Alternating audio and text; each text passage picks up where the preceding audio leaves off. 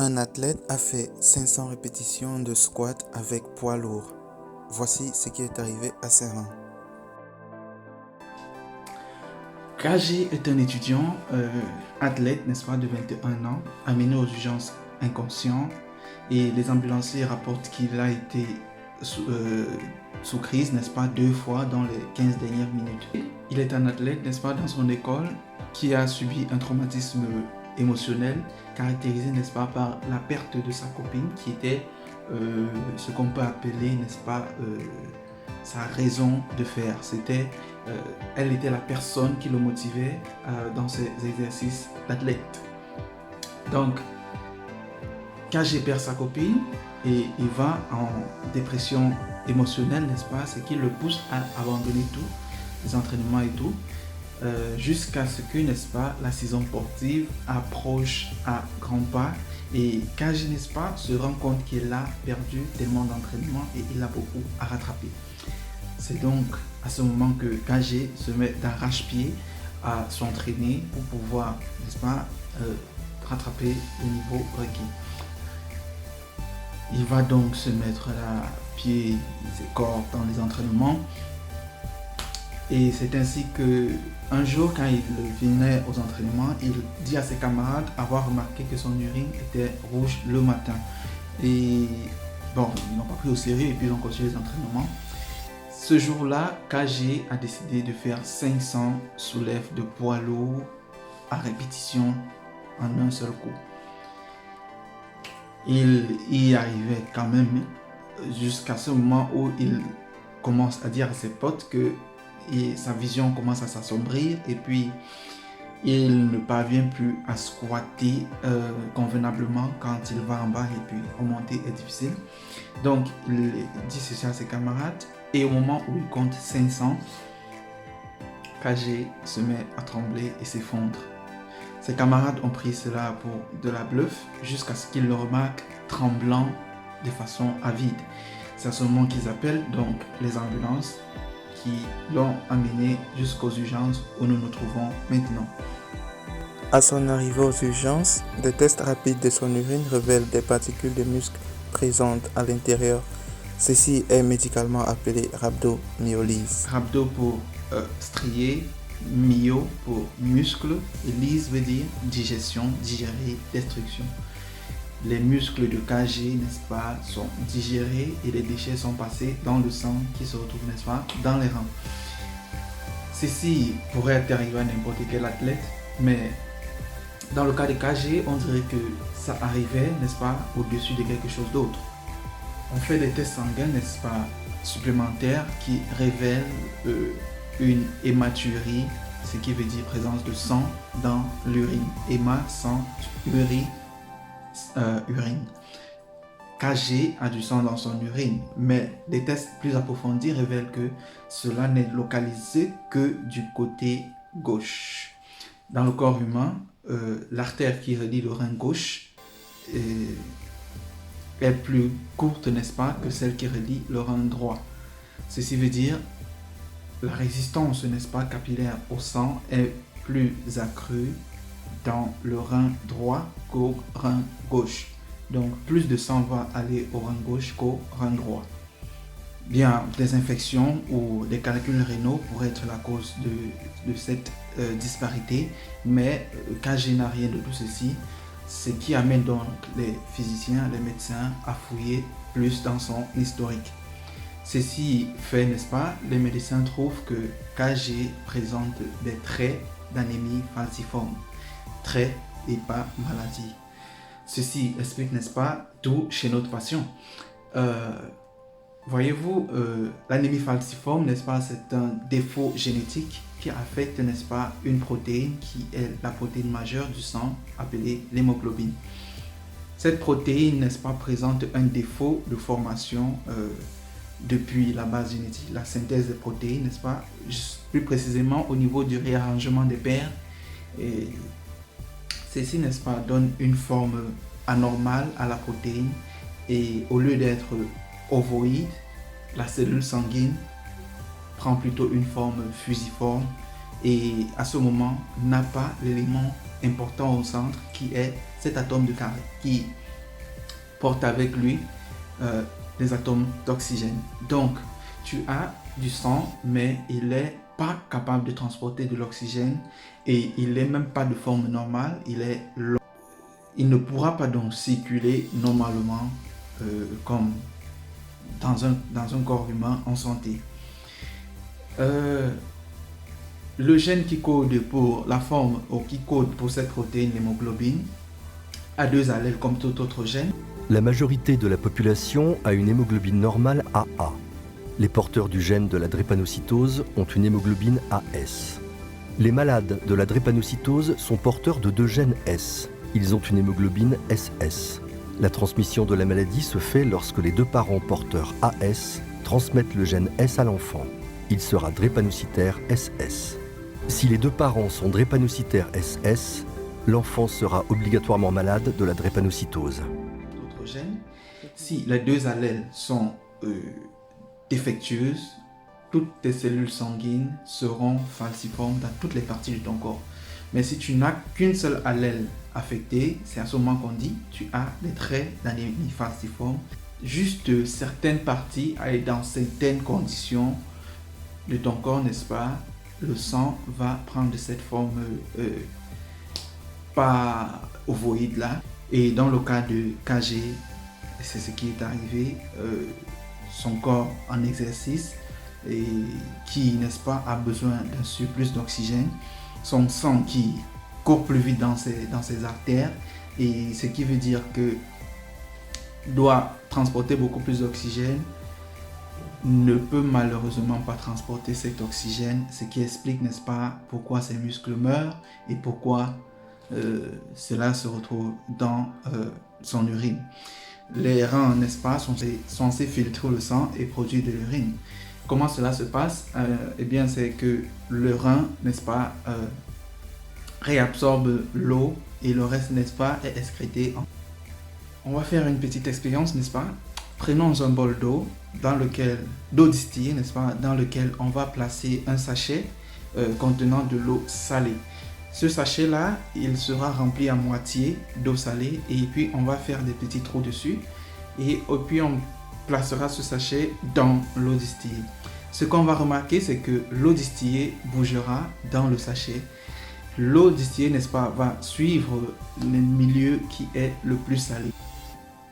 Au moment de la filtration, n'est-ce pas, le filtrat passera dans les tubes alambiqués et, n'est-ce pas, qui vont parcourir la partie médulaire du rein. C'est dans cette partie-là, en fait, que l'eau est réabsorbée. Pourquoi? Parce que cette partie médulaire est très riche en sel. De plus en plus, n'est-ce pas, que l'eau entre dans cette partie médulaire, elle devient, bien sûr, de moins en moins salée. Mais ceci est naturel parce que dans cette partie-là, n'est-ce pas, du rein, il y a des cellules spéciales qui sont en charge de combattre cela et, n'est-ce pas, de pomper plus de sel. Ce qui va, n'est-ce pas, pousser beaucoup plus d'eau à, n'est-ce pas, être réabsorbée et, n'est-ce pas, assurer que le corps conserve ces quantités d'eau et reste, n'est-ce pas, hydraté. Mais alors, pour que un élément soit pompé à l'intérieur d'un milieu, il faudrait de l'énergie. Nous avons appris cela, n'est-ce pas? Si le transfert ou l'échange ne suit pas le gradient d'énergie ou de concentration, cela serait un transfert actif et non un transfert passif. Donc, il faudrait de l'énergie, ce qui, n'est-ce pas, est le problème ici, puisque transport actif dit énergie, dit oxygène.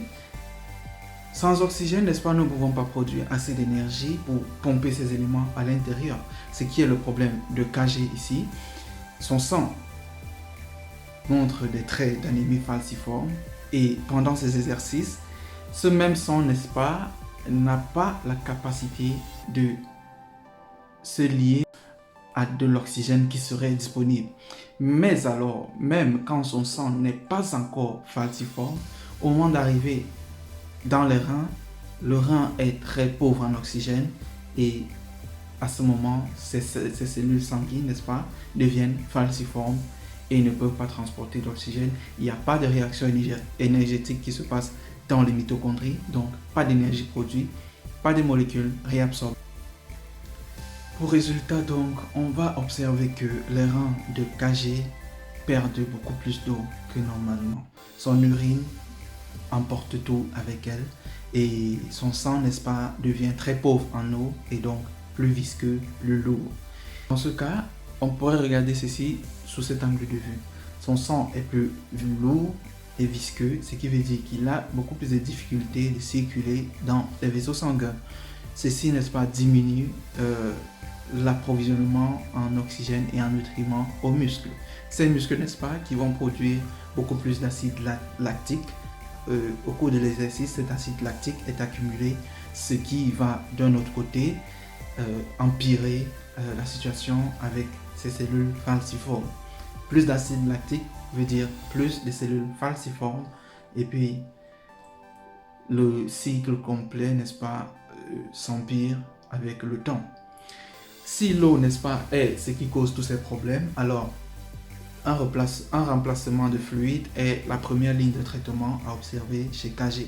Ce qu'il reçoit donc à l'hôpital en intraveineuse, n'est-ce pas, ce qui améliore beaucoup son état et puis il regagne conscience et puis dit à ses médecins qu'il ressent des douleurs très aiguës, n'est-ce pas, dans ses muscles. Quel que soit l'athlète, n'est-ce pas, qui est dans cette situation, ressentirait des douleurs au niveau des pieds parce que il faisait quoi? Il soulevait des charges lourdes, ce qui veut dire le poids et la masse, n'est-ce pas, de ces charges étaient concentrés dans ces muscles des membres inférieurs. Les chirurgiens, n'est-ce pas, l'observent directement. Ils se rendent compte que ses pieds se mettent à enfler et c'est normal puisque ces muscles étaient en train de dégénérer. Les muscles qui seront les premiers à dégénérer sont ceux-là, n'est-ce pas, qui faisaient le plus d'activité et donc les muscles des membres inférieurs.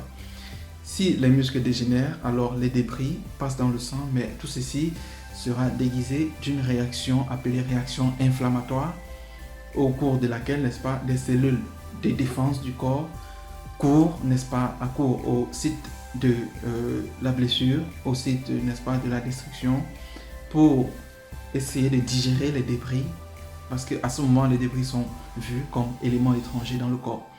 Toutes ces réactions-là, n'est-ce pas, va produire beaucoup de pus, vu que du liquide est mélangé avec ces cellules défensives, c'est ça qui forme le pus. Et les chirurgiens, donc, doivent faire vite pour nettoyer cette partie-là avant que son pied ne soit amputé. Il sort du bloc opératoire sans complications et il n'y a pas de souci autre. La rhabdomyolyse continue, mais elle est contrôlée au bout du 25e jour d'admission à l'hôpital, suite à cette thérapie de fluide, n'est-ce pas? Et puis, étant donné ces paramètres, les médecins décident donc de le libérer et de le renvoyer à la maison. Et avec pour consigne, n'est-ce pas, d'aller un peu doucement avec l'entraînement. KG se représente à l'hôpital et il se plaint, n'est-ce pas, de peines aiguës dans son côté droit. Il a de la fièvre et encore de l'hématurie. Il dit au médecin n'avoir fait pratiquement pas d'exercice fatigant. Il n'a même plus fait de soulève de charges lourdes. Il se plaint aussi, n'est-ce pas, du fait qu'au cours des 3 dernières semaines, il a expérimenté, n'est-ce pas, des difficultés à respirer des fois et une radio de sa poitrine, n'est-ce pas, montre un espace vide, un espace blanc. Et puis pour confirmer ce que c'est, les médecins demandent un scanner qui révèle, n'est-ce pas, une masse au niveau de ses reins. Normalement, en fait, quelqu'un qui a des traits d'anémie falciforme n'est pas censé avoir ou présenter de l'hématurie. C'est pas normal, et si cela est le cas et que la personne est d'origine africaine, eh bien il faudrait faire une échographie de ses reins rapidement. Et si au bout de l'échographie une masse est trouvée, il ferait bien, n'est-ce pas, de la prendre en considération très vite. L'espace blanc trouvé dans sa poitrine serait sûrement une expansion des cellules cancéreuses dans ses poumons. Eh bien, si on se souvient, on a parlé tout à l'heure de la partie médulaire du rein qui était un environnement très salé, n'est-ce pas? Eh bien, ce qui se passe avec les environnements salés, c'est que quoi?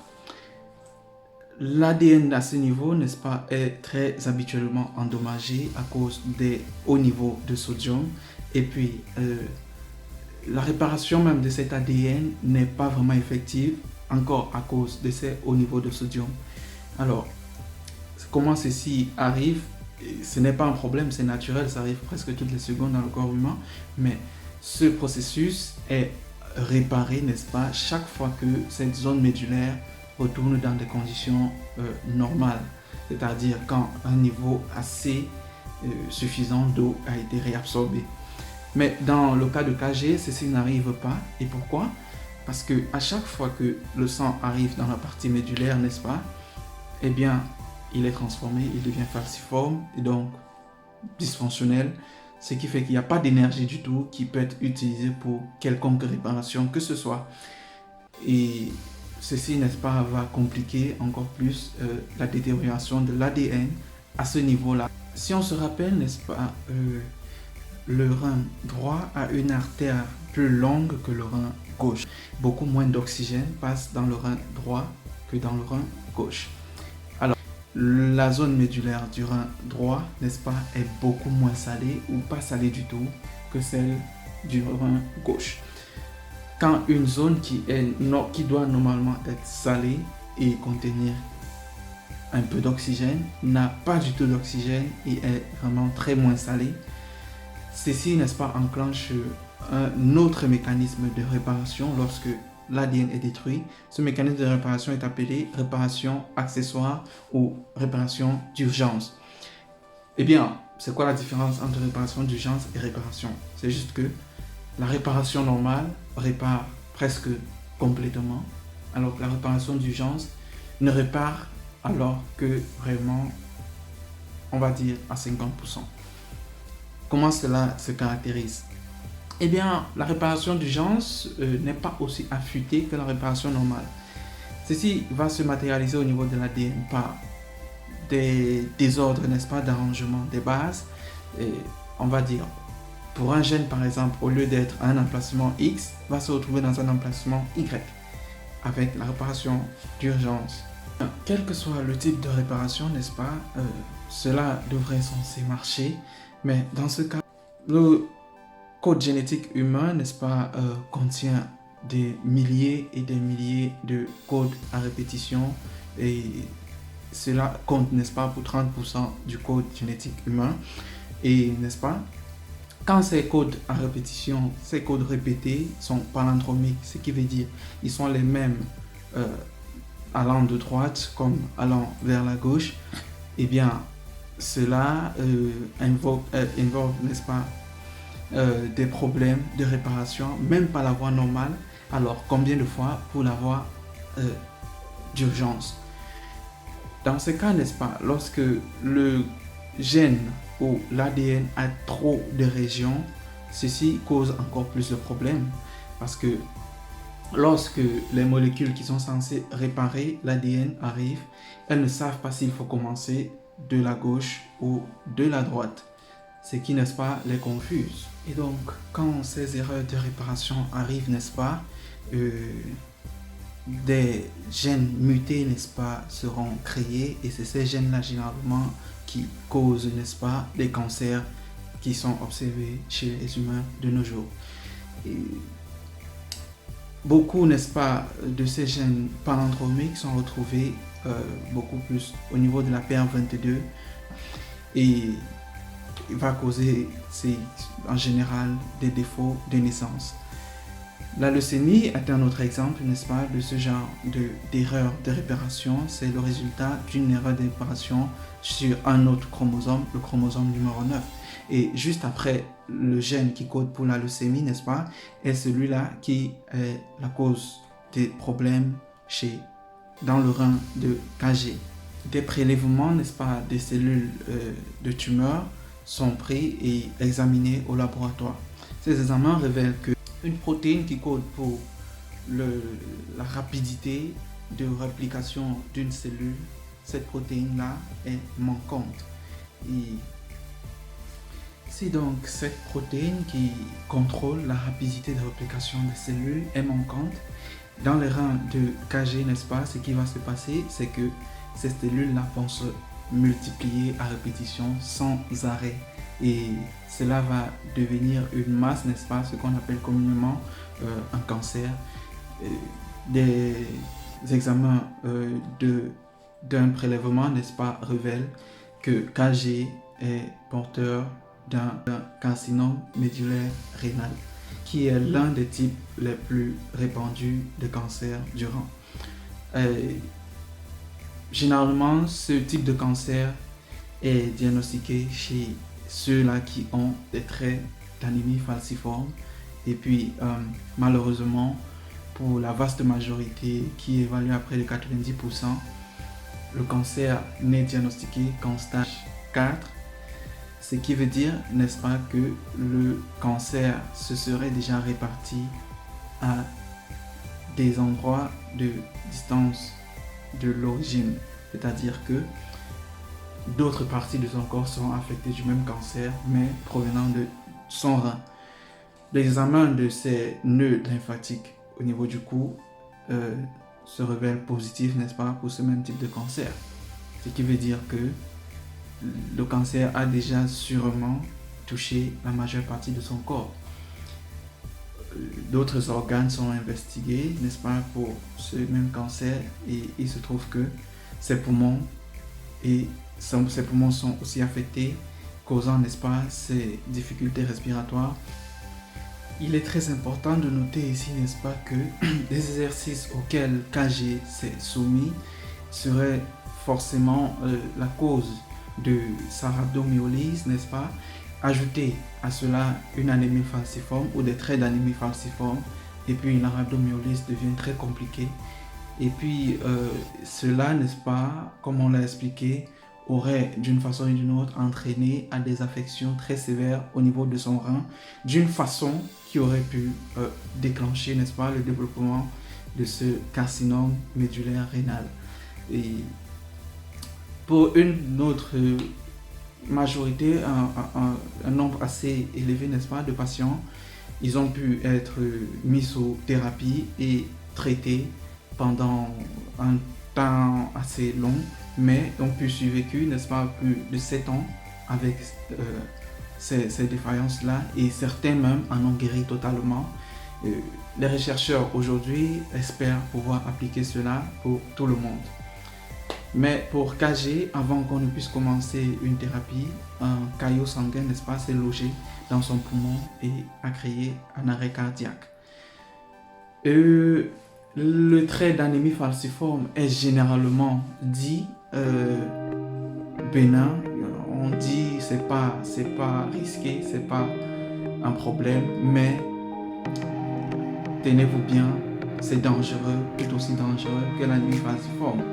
Lorsqu'on a des traits d'anémie falciforme, il ne faudrait pas se soumettre à de tels exercices aussi épuisants. Pour être en santé, il faut prendre soin de soi-même. Le seul moyen de dire qu'on est totalement en sécurité, c'est d'être AA, c'est-à-dire ne pas porter de défense du tout au niveau de ce gène. Lorsqu'on a partiellement cette défaillance, il faut faire très attention à sa santé personnelle. Alors, du coup, nous comptons sur vous, n'est-ce pas, pour prendre bien soin de vous et surtout faire très attention à ce que vous faites dans la vie. Et n'oubliez pas d'aller vous faire tester, n'est-ce pas, pour ce gène et savoir quel est votre statut, car votre santé en dépend. Merci. On vous reverra pour la prochaine vidéo. D'ici là, portez-vous bien.